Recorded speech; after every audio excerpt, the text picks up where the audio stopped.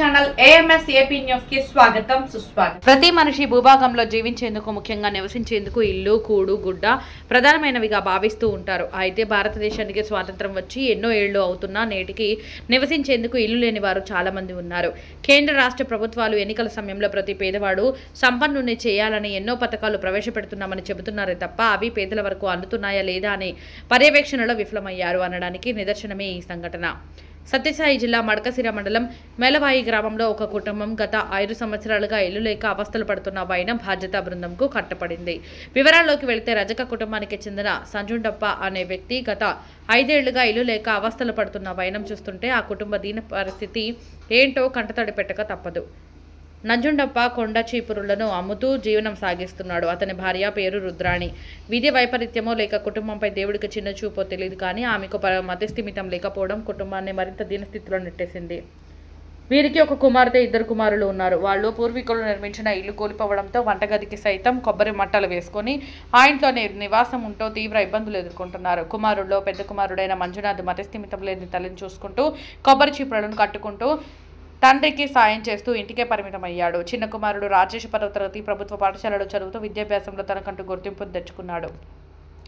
అయితే ఇద్దరు కూడా పడుకోలేని ఇంట్లో నివసిస్తూ వర్షం పడితే రాత్రులు మేల్కోవాల్సిన దుస్థితి ఏర్పడిందని ఆ కుటుంబం బాధ్యతా బృందంతో కన్నీటి పర్యంతమైంది. మండలంలో ఎంతమంది ప్రజాప్రతినిధులు ఉన్నా అధికారులు ఉన్నా చూసి చూడనట్లు వెళ్తున్నారు తప్ప ఆ కుటుంబ దీనస్థితిని చూసి కనికరించిన నాదులే కరువయ్యారంటూ స్థానిక ప్రజలు ఆవేదన వ్యక్తం చేశారు. ఈ విషయంపై ప్రజా సంఘాల నాయకులు వెళ్లి వివరాలు ఆరా తీస్తే 2006లో వారికి ఇల్లు మంజూరు అయ్యిందని వాటికి సంబంధించిన బిల్లులు కూడా తీసుకున్నట్లు చెబుతున్నారు.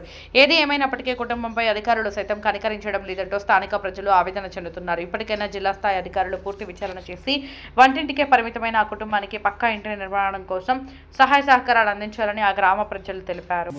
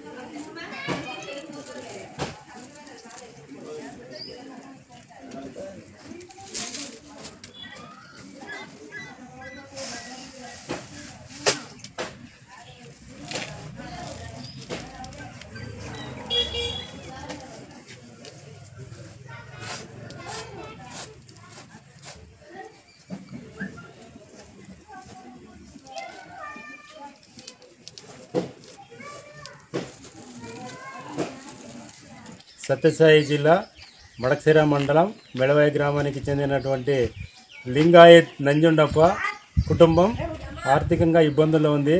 పక్క ఇంట్లో వేరే వాళ్ళ ఇంట్లో గుడిసెలో కాపురం చేస్తున్నారు. వాళ్ళకు కట్టుకునేటువంటి స్తోమత కానీ లేకోకుండా ఉంది. ప్రస్తుతానికి 2 కుమారులు ఉన్నారు. భార్యకు వచ్చేసి ఆరోగ్యం బాగాలేకోకుండా వారానికి ఒకసారి బెంగళూరుకు పోయి నిమాస్ హాస్పిటల్లో ట్రీట్మెంట్ తీసుకుంటా ఉంది. ఆయనకి చాలా వర్షాకాలంలో నివసించడానికి చాలా ఇబ్బందిగా ఉంది. మా పక్కన ఉండేటువంటి రూమ్నే మా బాత్రూమ్నే వాళ్ళకు 2 రోజులు ఉండాలనేసి వాళ్ళ జీవనం సాగించాలనే ఉద్దేశంతో మేము ఆ ఇంటి రూమ్ని ఇచ్చినాము. ప్రభుత్వము అధికారులు కానీ ప్రభుత్వం కానీ ఆదుకొని వాళ్ళకి ఏదో జీవనోపాధికి కల్పిస్తూ వాళ్ళకు ఆర్థిక సహాయంగా ఒక ఇంటిని మంజూరు చేసి ఇవ్వాలని వాళ్ళ ఇంటి పక్కన మేము ఒక దీనిగా కోరుకుంటున్నాం. పరిస్థితి సరిగ్గా లేనందువల్ల మెంటలీగా ప్రవర్తన చేస్తుంది. ఈమె కోసం ప్రతి నెల వారానికి 2 సార్లు బెంగళూరు నిమాస్ హాస్పిటల్కి వెళ్ళి ట్రీట్మెంట్ని తీసుకుంటుంది. ఈమె ఇబ్బందుల్లో ఉంది కాబట్టి ఈమె కానీ ఆదుకోవాలని ప్రభుత్వాన్ని కోరుకుంటున్నాం. అలాగే వీళ్ళకి ఒక గృహాన్ని నిర్మించి ఇవ్వాలని పిల్లలు స్కూల్లో గవర్నమెంట్ స్కూల్లో చదువుకుంటున్నారు. వాళ్ళకి కానీ ఆర్థికంగా ప్రభుత్వం ఆదుకోవాలని నాయకులను కోరుకుంటున్నాం.